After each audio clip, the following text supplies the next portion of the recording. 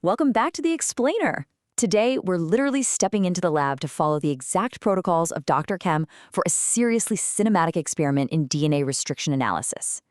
Picture this, a massive crime scene. The crown jewels are stolen and our one and only clue is a microscopic drop of DNA. Let's find out exactly how we turn completely invisible molecular structures into hard, actionable evidence. So here's the core mystery we need to solve. You've got DNA collected from the crime scene, right? And you've got samples from two prime suspects. But there's a huge problem.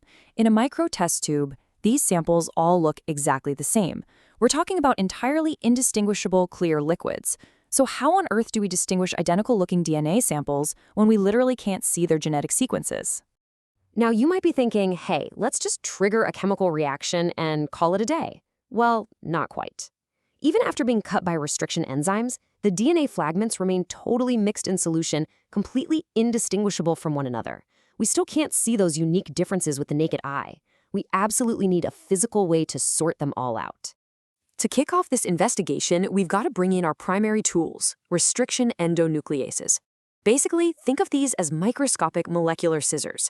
They're specialized proteins that were originally isolated from bacteria, and bacteria actually use them as a natural defense mechanism to chop up the invading DNA of bacteriophage viruses. It's pretty wild to think about this constant microscopic biological warfare going on, right? What happens is, these enzymes slide along the DNA double helix until they recognize a very specific sequence of base pairs.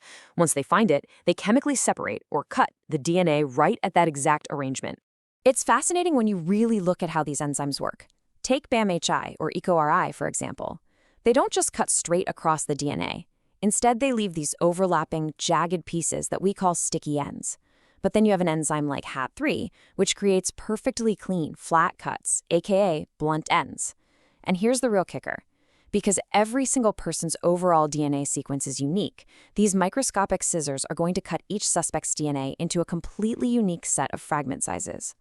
That is exactly what we're looking for. Okay, time to cue our cinematic lab montage. Following Dr. Kim's protocol for this experiment, we're setting up 4 specific microtest tubes. Tube L is going to be our control, that's the uncut DNA. But for the others, we're going to digest the DNA by adding 3 different restriction enzymes, PSI, EcoRI, and HindI. We're also adding a restriction buffer to create the absolutely perfect chemical environment for them to do their thing. Stepping right into the action, we'd carefully pipette our specific molecular scissors down into their respective tubes containing the target DNA and buffer. And of course, we use a fresh tip for every single transfer to prevent even the slightest bit of cross-contamination. It takes some serious precision.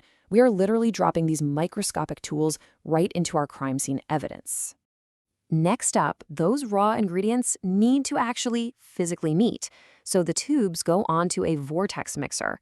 This clever little device vigorously shakes the tube using rapid rotation, which ensures the DNA, the buffer, and those restriction enzymes are perfectly and evenly mixed together in the solution. Without this fast spinning step, the enzymes would actually never find their specific target sequences. Then comes the absolutely crucial incubation phase. We place our micro test tubes to float in a 37 degrees Celsius water bath.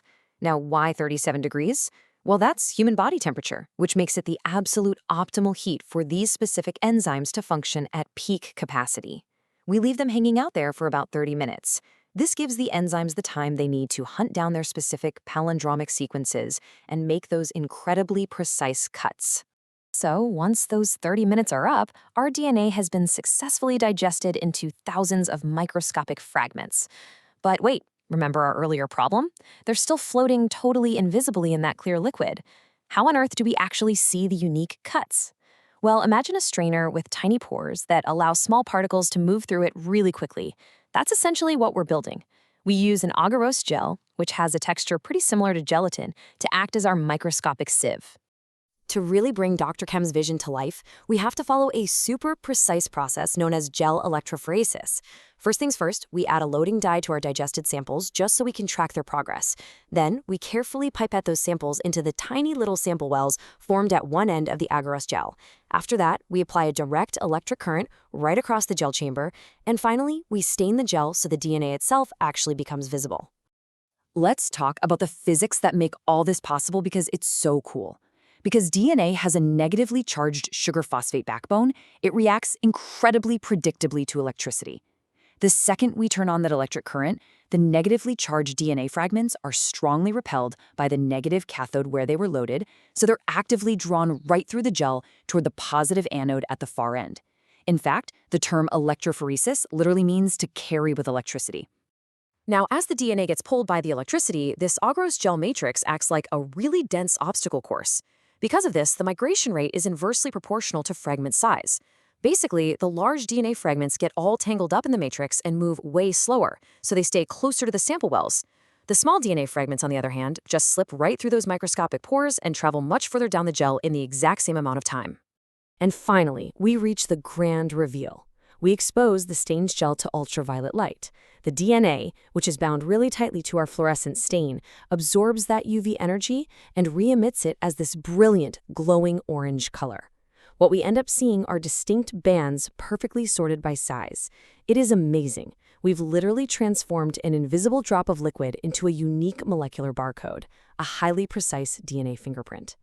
By comparing these glowing banding patterns side by side, we can definitively match our crime scene evidence to a specific suspect. Case closed. As we wrap up this explainer, I really want you to consider the massive real-world implications of Dr. Chem's experiment. Think about it. If this hidden molecular process can definitively identify a jewel thief, how else is restriction analysis revolutionizing our world? The truth is, these very same molecular scissors and sieves are being used right now to build life-saving recombinant DNA treatments, to map out genetic diseases, and to completely engineer the future of targeted medicine. So the next time you hear about a massive breakthrough in gene therapy, remember the tiny molecular scissors that made the whole thing possible. It really makes you wonder, what other invisible mysteries could this technology help us solve next?